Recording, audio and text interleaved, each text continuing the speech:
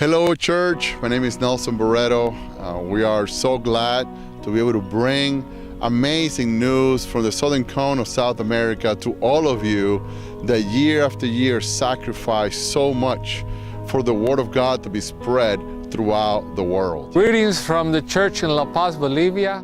Pedro is a 20-year-old man. He was really struggling with cancer. Actually, he got a leg that was amputated.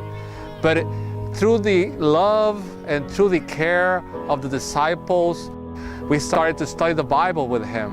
And he was open, so we baptized him. And a couple of days later, he passed away, and he's now in heaven. I remember my last talk with him, just before he was gonna die.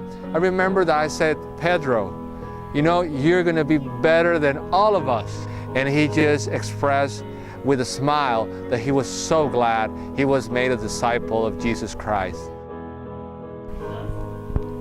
Maria's 78 years old. She always wanted to have her grandchildren go to church. At the year of 2015, she had a terrible accident which caused her to not walk as normally.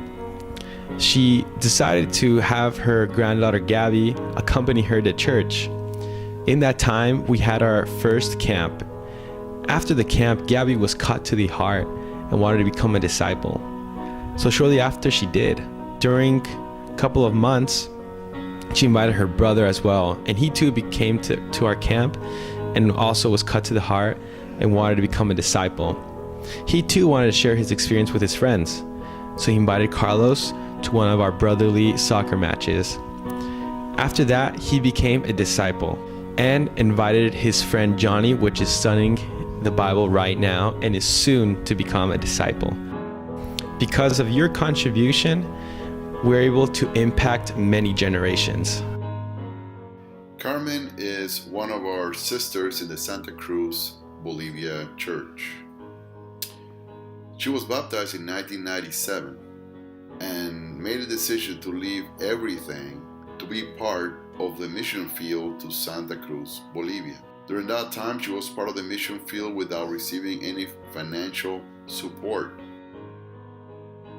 Some years later, due to some personal reasons and sin in her life, she left the church, moved to Mexico. But God had her come back to Bolivia just to be reunited with Him. Carmen was restored to God and the fellowship. And now, after much growth, she is one of our interns in the Santa Cruz church, serving without end to the single women, married women in general. Carmen is an example of the grace of God and how He gives opportunities to all of us to come back to Him and to His fellowship. Besides these many great stories, the churches in the Southern Cone are stronger now than ever.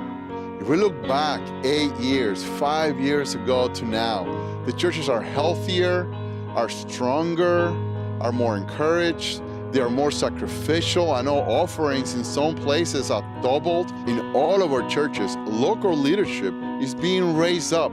People are dreaming again to be evangelists, elders, deacons, teachers.